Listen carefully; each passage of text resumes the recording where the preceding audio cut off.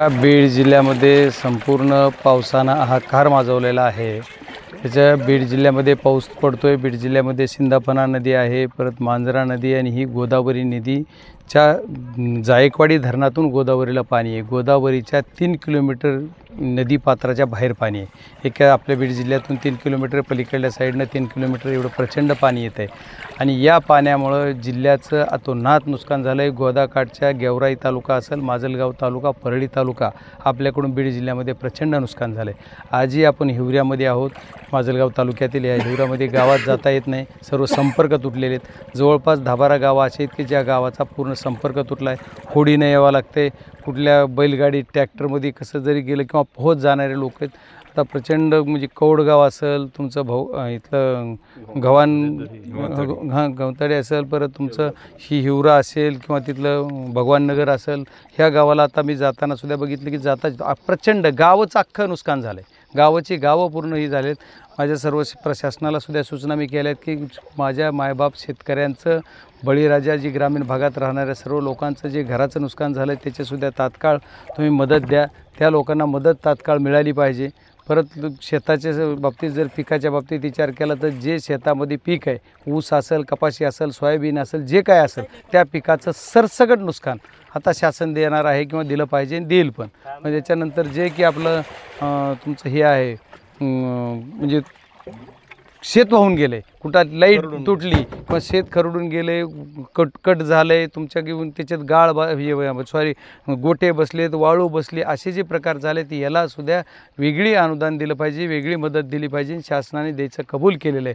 पालकमंत्र्यांनी सुद्धा आमच्या मीटिंगमध्ये सांगितलेलं की आम्ही अशा पद्धतीचे सुद्धा जी काय असतील ते पंचनामे करून त्यांना देऊ। पण आज आपल्यावर प्राथमिक काय जिम्मेदारी होती तर याच्यात अडकलेले लोक बाहेर काढणे आणि याच्यातले गावचे गावं बाहेर काढलेले आहेत। ज्या वस्तीला विशेष करून काही वस्तीमध्ये ह्याच्या पावसाच्या या पुराचा तडका बसतोय आणि या फटक्यामध्ये यांचं पुनर्वसन करण्याची सुद्धा गरज आहे। बीड जिल्ह्यातल्या शिरूरपासून पार इकडं परळीच्या पोहनेरपर्यंतचा हा गोदा काठ असेल, सिंधाफणा काठ असेल, मांजरा काठ असेल, ज्या ज्या लोकांचं पुनर्वसन, ज्या गावाचं असेल एखाद्या किंवा काही वस्तीचं पुनर्वसन असेल याचे प्रस्ताव द्या म्हणून मी तहसीलदारांना ज्या त्या तालुक्यातल्या सांगितले। त्या तहसीलदारामार्फत BDO तहसीलदार जॉईंटली करून त्याचा प्रस्ताव देणार। ते मी कलेक्टरमार्फत तो शासनाला, महाराष्ट्र शासनाला एक कॉपी केंद्र शासनात नेऊन त्याच्यासाठी निधी आणण्याचं माझं मानस आहे। 100% याच्यासाठी पैसे आम्ही उपलब्ध करून घेऊ केंद्र शासनाकडून आणि परमनंट या लोकांना याच्यावर सोल्युशन काढावं ही माझी इच्छा आहे। ती करायचं काम मी खासदार म्हणून करेन।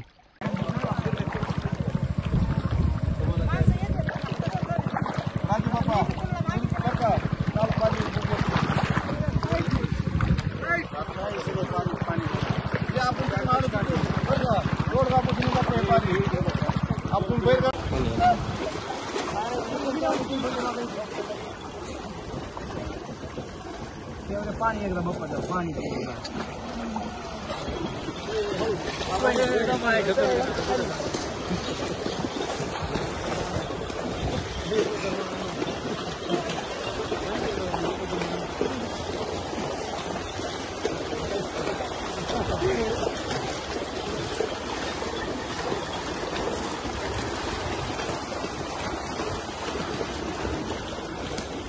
चला पुढे, चला पुढे, चला।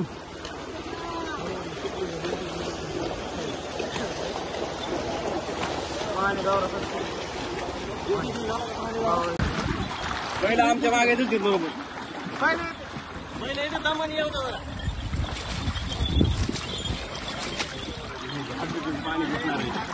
आकडून धरा, पाणी नाही आता कमी पाणी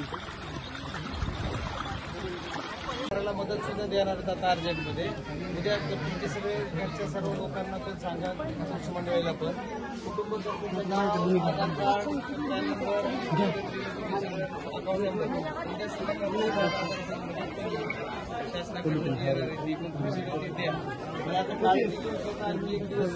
पाऊस कधी कमी होईल आपल्याला हातात नाही, पण पाऊस वर पडतोय, पाणी आपल्याकडे म्हणजे तिथं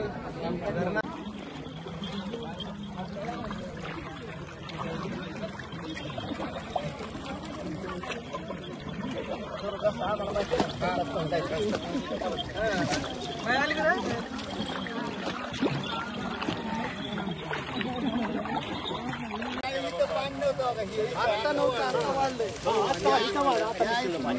सकाळी पाणी पाणी आता वाढतंय समजा. आणखी उद्या संध्याकाळच्या पाणी कमी होईल. आता सोडायला वीज यायला